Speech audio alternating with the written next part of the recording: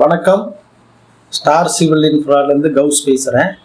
இன்னைக்கு நீங்கள் பார்க்க போகிறது இப்போ ஒரு பிளானிங் தான் நம்ம பற்றி பேச போகிறோம். அதாவது ஒரு வீடு கட்டுறதுக்கு இப்போ உங்களுக்கு பின்னாடி பார்த்தீங்கன்னா ஒரு சைட் தெரியும்.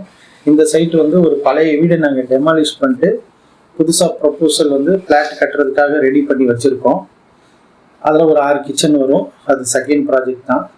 அதுக்கு முன்னாடி இப்போ நம்ம டிஸ்கஸ் பண்ண போகிறது, ஒரு வீடு கட்டணும்னா நம்ம ஃபஸ்ட்டு என்ன செய்யணும், அதுதான் நம்மளுக்கு ரொம்ப முக்கியம். மெயினாக பார்த்தீங்கன்னா நிறைய பேர் எடுத்தோடனே வீடு கட்ட ஆரம்பிக்கணும், அவங்கக்கிட்ட எவ்வளோ இருக்கு இல்லை எவ்வளோ வரும் அதுன்ற ஒரு எதிர்பார்ப்பே இல்லாமல் டக்குன்னு போய் ஒரு மேஸ்திரியை கூப்பிட்டோ இல்லை தெரிஞ்சவங்களை கூப்பிட்டோ வீடு கட்ட ஆரம்பிச்சிடுறது. அது பார்த்தீங்கன்னா பிளானிங்கே இல்லாமல் பண்ணும்போது என்ன ஆகும்னா, இடையில போய் எங்கேயாவது நிற்பீங்க, ஃபண்டு இல்லாமல் மாட்டிக்குவீங்க, எதாவது பண்ணுவீங்க மொத்தமாக. அதுக்கு தான் முதல்ல என்ன பண்ணணும்னா, ஃபஸ்ட்டு ஸ்டேஜ் என்னன்னா, உங்களுக்கு இப்போ ஒரு இடம் இருக்குது வச்சுக்கோங்க, ஒரு 20க்கு 50 ஒரு இடம் இருக்குது. நம்ம என்ன பண்ணோம், அது ஒரு 1000 ஸ்கொயர் ஃபீட்டு. அதில் நம்ம என்ன கட்ட போகிறோன்றதை முதல்ல முடிவு பண்ணணும். அதுக்கு முன்னாடி உங்கள் கையில் எவ்வளோ ஃபண்ட்ஸ் இருக்குன்றதை நீங்கள் எவ்வளோ அரேஞ்ச் பண்ண முடியுன்றதை முதல்ல டிசைட் பண்ணணும். சப்போஸ் உங்ககிட்ட ஒரு 5 லட்ச ரூபா இருக்குது, ஒரு மேலே ஒரு 20 லட்ச ரூபா லோன் வாங்கலாம் அப்படின்ற ஒரு எலிஜிபிலிட்டி இருக்குன்னா, நம்ம தைரியமாக ஒரு 35 லேக்ஸோ இல்லை ஒரு 50 லேக்ஸோ, இப்போ இந்த கேஸில் ஒரு 50 லட்ச ரூபா நம்ம எடுத்துக்கிறோம்னு வச்சுக்கோங்க. ஒரு 50 லட்ச ரூபா பட்ஜெட்டுக்கு என்ன செய்ய முடியுமோ அதை முதல்ல நீங்கள் பிளான் பண்ணிக்கணும். ஏன்னா முதல்ல நம்ம வந்து இருக்கிற காசை வச்சு நீங்கள் கட்டலாம், அதுக்கப்புறம் பணம் வந்துடும் அப்படின்னு அந்த மாதிரிலாம் நம்ம எதிர்பார்ப்பு வச்சு பண்ணோம்னா கண்டிப்பாக சில இடங்களில், நான் நிறைய இடங்களை பார்த்துருக்கேன், வேலையை முதல்ல ஆரம்பிச்சிருவாங்க, அதுக்கப்புறம் பார்த்தீங்கன்னா காலமெல்லாம் நிற்கும், இல்லை ரூஃபை போட்டுருவாங்க, அதுக்கப்புறம் காசு அரேஞ்ச் பண்ண முடியாமல் பாதியில் நிற்கும். அந்த மாதிரி வேலை செய்யாதீங்க. ஏன்னா கீழேயே 1000 ஸ்கொயர் ஃபீட்டுக்கு இது போட்டுருவாங்க, கிரவுண்ட் ஃப்ளோரை பெருசாக பண்ணிடுவாங்க. அது மாதிரி இல்லாமல் பிளானிங் பண்ணிவிட்டு உங்கள் பட்ஜெட்டில் என்ன செய்ய முடியுமோ அதை நீங்கள் பண்ணுங்கள். கரெக்டுங்களா? இப்போது அதுதான் நான் சொல்ல வரேன். ஃபஸ்ட்டு எடுத்தோன்னே உங்களுடைய பட்ஜெட்டு, அதுதான் மெயினான பாயிண்ட். இப்போ இந்த கேஸில் நம்ம ஒரு 50 லட்ச ரூபா பட்ஜெட்டை நம்ம ஃபிக்ஸ் பண்ணுறோம். கரெக்டுங்களா? அடுத்தது பார்த்தீங்கன்னா யாரை வச்சு பண்ண போகிறது, ஒரு இன்ஜினியரை வச்சு பண்ண போகிறோமா, மேஸ்திரியை வச்சு பண்ண போகிறோமா? ஜென்ரலாக பார்த்தீங்கன்னா மக்கள்லாம் வந்து இந்த ஸ்கொயர் ஃபீட் ரேட்டு தான் போவாங்க. எப்பவுமே அந்த மாதிரி போகாதீங்க. பின்னாடி எடுத்தோடனே எவ்வளோ ஸ்கொயர் ஃபீட்டில் பண்ணுறது, எவ்வளோ சிக்கனமாக பண்ணுறது, அந்த மாதிரி பண்ணாதீங்க. என்ன கேட்டிங்கன்னா, உங்களுக்கு இந்த வீடு கட்டுற அனுபவம் இருந்துச்சுன்னா, நீங்கள் டைம் நிறையா கொடுக்க முடியும்னா, அதாவது சைட்டில் இருந்து உங்களால் மேனேஜ் பண்ண முடியும்னா மேஸ்திரிங்களை வச்சு வேலை வாங்குங்க. ஏன்னா வீடு கட்டின அனுபவம் இருந்தால் மட்டுமே நீங்கள் அதை செய்யணும். இல்லைப்பா என்னால் எதுவும் முடியாது, நாங்கள் 2 பேரும் வேலைக்கு போகிறோம் அப்படின்னு சொன்னீங்கன்னா தயவு பண்ணி நீங்கள் ஒரு நல்ல இன்ஜினியரை ஃபிக்ஸ் பண்ணுங்க. ஏன்னா இன்ஜினியர்ஸ் தான் உங்களுக்கு வந்து ஒரு நல்ல குவாலிட்டியான ஒர்க்கை தர முடியும். அவங்க ஆல்ரெடி குவாலிஃபைடு, ரெண்டாவது அவங்க ஸ்டாண்டர்டாக ஒரு ப்ரொசீஜர் பிரகாரம் போவாங்க. அவங்கக்கிட்ட ரெகுலராக ஒரு டீமுங்க இருக்கும். நீங்கள் போய் கொத்தனாரை தேடிக்கிட்டு, இந்த பெரிய ஆளை தேடிக்கிட்டு, இந்த கல்ச்சரை தேடிக்கிட்டுலாம் இருக்க முடியாது. உங்களால் அந்த வேலை செய்ய முடியாது. ஒரு ஆர்கனைஸ்டாக இருப்பாங்க, ஒரு கம்பெனி இருக்கும், கன்ஸ்ட்ரக்ஷன் கம்பெனிஸ் இருக்கும்.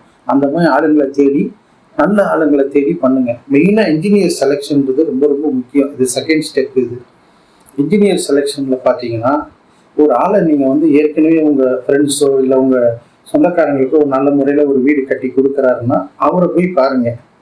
அவரை பார்க்கறது மட்டும் இல்லாமல் அவர் ஏற்கனவே கட்டின ப்ராஜெக்ட்ஸையும் பாருங்கள்.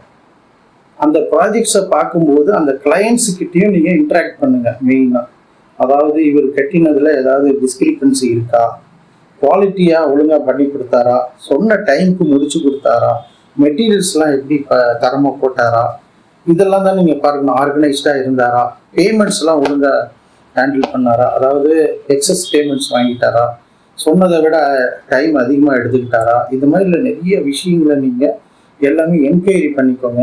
ஆளை தரம் முடிவு பண்ணுங்கள்.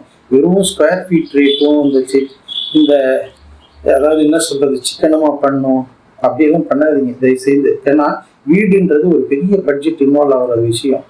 குறைஞ்சது ஒரு 50 லட்ச ரூபா, 40 லட்ச ரூபா, 70 லட்ச ரூபா இப்படி இல்லாமல் இந்த வீடெல்லாம் கட்ட முடியாதுங்க. இன்னைக்கு அப்படி இருக்கு.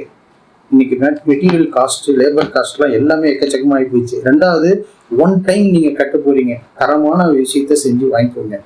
அப்புறமா வீடை குவாலிட்டி இல்லாமல் கட்டிட்டு காசு பார்த்துட்டு யாராவது ஒருத்தன் 1500 பண்ணுறான், 1600 பண்ணுறான்னு அவன் பின்னாடி போயிட்டு அவன் 4 காலத்தை நிற்க வச்சுட்டு அதோட அவன் அப்ஸ்டாண்ட் ஆகிடுவான், இல்லை செம்மையாக லேட் பண்ணுவான். நீங்கள் விட்டு எதையோ ஒன்று செஞ்சு குறா போதுன்ற மாதிரி நீங்கள் வேற வழி இல்லாமல் அவங்ககிட்ட எல்லாத்துலேயும் நீங்கள் காம்ப்ரமைஸ் ஆக வேண்டியதாகிடும். அந்த மாதிரி ஆளுங்களெல்லாம் செலக்ட் பண்ணி இடகுடமாக மாட்டிக்காதீங்க. தரமான கம்பெனிங்க இருக்குது, நிறைய கம்பெனி இருக்குது, நிறைய நல்லவங்க இருக்கிறாங்க இந்த ஃபீல்டில். அதனால் அவங்கள செலக்ட் பண்ணி நீங்கள் நல்ல முறையில் ஒரு இன்ஜினியர்கிட்ட பொறுப்பாக கொடுங்க வேலையை. ஃபஸ்ட்டு நம்ம என்ன பண்ணணும், உங்களுக்கு எவ்வளோ பட்ஜெட்டுன்றதை நீங்கள் முடிவு பண்ணிவிடுங்க.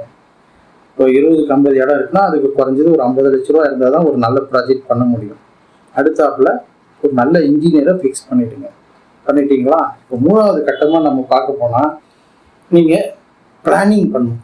இப்போ இன்ஜினியரை கூப்பிட்டு பேசுகிறீங்கன்னு வச்சுக்கோங்களேன். இன்ஜினியர்கிட்ட பேசும்போது உங்களுக்கு என்ன தேவைன்னு நீங்கள் அதுக்கு முன்னாடியே முடிவு பண்ணிடணும். அதாவது இப்போ இந்த கேஸில் இப்போ 20க்கு 50 ஒரு லேண்ட் வச்சுக்கோங்களேன்.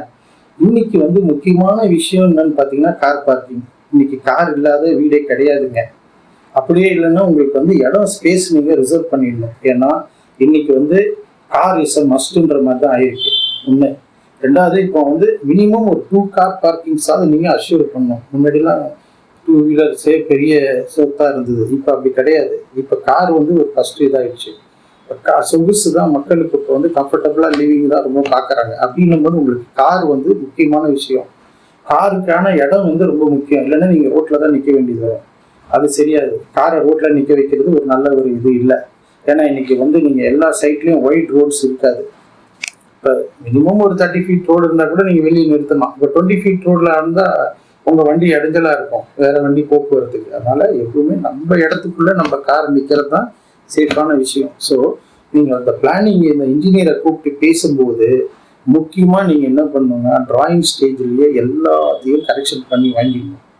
ஏன்னா முதல்ல நீங்கள் இப்போ இந்த கேஸில் பார்த்தீங்கன்னா 2 கார் பார்க்கிங் விட்டுட்டு ஒரு சிங்கிள் பெட்ரூம் கீழே போட்டுக்கோங்க கிரவுண்ட் ஃப்ளோரில். அதுக்கப்புறம் ஃபஸ்ட்டு ஃப்ளோரில் ஒரு டபுள் பெட்ரூம் போட்டுக்கோங்க. இப்போ இதே நீங்கள் ஒரு 1 கிரவுண்டு ஒரு பில்டர்னா உங்களுக்கு வேறு பிளானை சஜஸ்ட் பண்ணுவேன். ஃபுல் ஸ்டீல்ட்டு +3 போடுங்க. 3 floors இப்போ கொடுக்குறாங்க, அதனால லிஃப்டெல்லாம் போட்டு நம்ம யூஸ் பண்ணிக்கலாம். இப்போ நம்ம 50 ரூபா பட்ஜெட்டுக்குள்ளே நம்ம பேசுறதுனால உங்களுக்கு முதல் 2 கார் பார்க்கிங் விட்டுக்கோங்க. அதுக்கப்புறம் ஒரு சிங்கிள் பெட்ரூம் கிரவுண்ட் ஃப்ளோரில் போட்டுக்கோங்க. ஃபஸ்ட்டு ஃப்ளோரில் ஒரு டபுள் பெட்ரூம் போட்டுக்கோங்க. நல்ல ஸ்பேஷியஸாக நல்ல வென்டிலேஷன்லாம் கொடுத்து செட்பேக்ஸ்லாம் கொடுத்து நல்ல முறையில் பண்ணி இதுதான் நீங்கள் டிஸ்கஸ் பண்ண வேண்டியது உங்கள் இன்ஜினியர்கிட்ட. இன்ஜினியர்கிட்ட ஸ்கொயர் ஃபீட் ரேட்டும் முக்கியம்தான். அதே மாதிரி ஸ்கொயர் ஃபீட் ரேட்டில் என்னென்ன போட போகிறாங்கன்றதும் முக்கியம். அந்த மாதிரி ஒரு டீட்டெயில்டு ஸ்பெக்ஸ் வாங்க வேண்டியது முக்கியம். அதை விட முக்கியம் நீங்கள் டிராயிங்கை ஃபைனலைஸ் பண்ணுறது தான் ரொம்ப ரொம்ப முக்கியம். ஏன்னா நம்ம டிராயிங்கை ஃபைனலைஸ் பண்ணாமல் சைட்டில் போய் வேலை ஆரம்பித்த அப்புறம் நீங்கள் கன்ஸ்ட்ரக்ஷன் பண்ணிக்கிட்டு இருக்கும்போது காலம்ஸ் எல்லாம் நிறுத்திட்டு அப்புறம் சேஞ்சஸ் சொன்னீங்கன்னா ரொம்ப ரொம்ப கஷ்டம். ஏன்னா திடீர்னு காலம் நீங்கள் ஒரு சேஞ்ச் பண்ணுறீங்க, இந்த ரூமை கொஞ்சம் எக்ஸ்டெண்ட் பண்ணுங்கள், பெருசாகுங்க, இந்த ஹாலை கொஞ்சம் சின்னது பண்ணுங்கள், அங்கே ஒரு எக்ஸ்ட்ரா ரூம் போடுங்கன்னா அதெல்லாம் முடியாது. ஏன்னா காலம்ஸ் நடுவில் வந்துடும். நான் ஹாலில் நிறைய வீடுகளில் பார்த்தீங்கன்னா ஹாலில் நடுவில் ஒரு காலம் போகும். அதெல்லாம் ஏன்னா இந்த மாதிரி சேஞ்ச் ஆஃப் பிளான்ஸில் வர்றது தான். முதல்ல ஒரு பிளான் போட்டு பண்ணியிருப்பாங்க, அதுக்கப்புறம் சேஞ்ச் பண்ணிட்டு இருப்பாங்க. அதே மாதிரி வீட்டுக்குள்ளே நடுவில் பீம் போகும். அது மாதிரிலாம் இருக்கக்கூடாது. அதாவது பிளானிங் ரொம்ப கரெக்டாக இருக்கணும். பிளானிங் ஸ்டேஜில் நீங்கள் 10 வாட்டி கரெக்ஷன்ஸ் பண்ணிக்கலாம், தப்பே இல்லை. அந்த இன்ஜினியரை கூப்பிட்டு எப்பா இதை மாற்று அதை மாற்று, இல்லை இது வேண்டாம், இந்த இடத்துல ஒரு ஓப்பனிங் கொடுங்க, உங்களுக்கு அந்த வாஸ்து பிரகாரம் தான் அவங்க எல்லாரும் போடுவாங்க. இன்னைக்கு எல்லாருமே வாஸ்துக்கு ரொம்ப இம்பார்ட்டன்ஸ் கொடுக்குறதுனால போடுறாங்க. பட் இருந்தாலும் நீங்கள் உங்களுக்கு அதில் வென்டிலேஷன்ஸ் அந்த மாதிரி ஆஸ்பெக்ட்ஸ்லாம் கூட நல்லா பார்த்துட்டு நீங்கள் பிளானிங் ஸ்டேஜில் எல்லா கரெக்ஷன்ஸும் பண்ணி வாங்கிக்கோங்க. அதுக்கப்புறம் ஃபைனலாக ஒரு டிராயிங்கை ஓகே பண்ண அப்புறம் அவர்கிட்ட ஒரு டீட்டெயில் கொட்டேஷனை வாங்கிக்கிட்டு அதுக்கப்புறம் நீங்கள் ஒர்க்குக்கு போகணும். அதுக்கப்புறம் தான் வேலையை ஸ்டார்ட் பண்ணணும். இப்போ நம்ம இன்னைக்கு பார்த்த விஷயங்கள் பார்த்தீங்கன்னா ஒரு இடத்த ஏற்கனவே வாங்கி வச்சுருப்பீங்க. அந்த இடத்துக்குள்ள வீடு கட்டணும்னா நீங்கள் முக்கியமாக என்னென்ன செய்யணும் ஃபர்ஸ்ட்ல அப்படின்றதுக்காக தான் இன்னைக்கு ஒரு சின்ன ஒரு இன்ட்ரோடக்ஷன் மாதிரி கொடுத்தோம். நம்ம கம்பெனியை பொறுத்த வரைக்கும் நாங்கள் ஒரு சிவில் இன்ஜினியரிங் கம்பெனி. ஆல்ரெடி ஒரு 20 இயர்ஸாக மெட்ராஸில் செஞ்சுக்கிட்டு இருக்கோம். வேலைகள் சென்னையில் நிறைய ப்ராஜெக்ட்ஸ் ஆல்ரெடி பண்ணியிருக்கோம். ப்ரீ குவாலிஃபிகேஷன்லாம் நிறைய இருக்குது. இதே மாதிரி உங்களுக்கு இந்த இன்ஜினியரிங் சம்மந்தப்பட்ட ஏதாவது டவுட்ஸ் இருந்தாலும் நீங்கள் கமெண்ட்ஸில் கொடுங்க. இதே மாதிரி இப்போ இன்னைக்கு நம்ம பார்த்ததுல 3 ஸ்டெப்பு ரொம்ப முக்கியங்க. ஃபர்ஸ்ட்டு இடத்துல பட்ஜெட்டு கட்டுறதுக்கு முன்னாடி உங்களுடைய பட்ஜெட்டை ஃபிக்ஸ் பண்ணிக்கோங்க. அதுக்கப்புறம் அடுத்தாப்புல ஒரு நல்ல இன்ஜினியரை ஃபிக்ஸ் பண்ணிக்கோங்க. மூணாவதாக உங்களுடைய பிளானிங்கை ஃபைனல் பண்ணிக்கோங்க. ஃப்ளோர் பிளான்ஸு டிராயிங்கெல்லாம் வாங்கிக்கிட்டு எல்லாம் ஃபைனல் பண்ண அப்புறம் ப்ராஜெக்டை ஸ்டார்ட் பண்ணுங்கள். இதோட இந்த பதிவை முடிச்சுக்கிறேன். மெயினாக இந்த வீடியோ பிடிச்சிருந்தா அவங்க லைக் பண்ணுங்கள், ஷேர் பண்ணுங்கள், சப்ஸ்கிரைப் பண்ணுங்கள் நம்ம சேனலை. தொடர்ந்து நம்ம சேனலோட கனெக்டடாக இருங்க, ஸ்டே கனெக்டடாக இருங்க. நம்மளது இதே அப்டேட்ஸ் நிறைய வந்துக்கிட்டே இருக்கும் இந்த இன்ஜினியரிங் கன்ஸ்ட்ரக்ஷன் சம்மந்தமாக. மீண்டும் ஒரு நல்ல பதிவில் உங்களை சந்திக்கிறேன். நன்றி, வாழ்த்துக்கள்.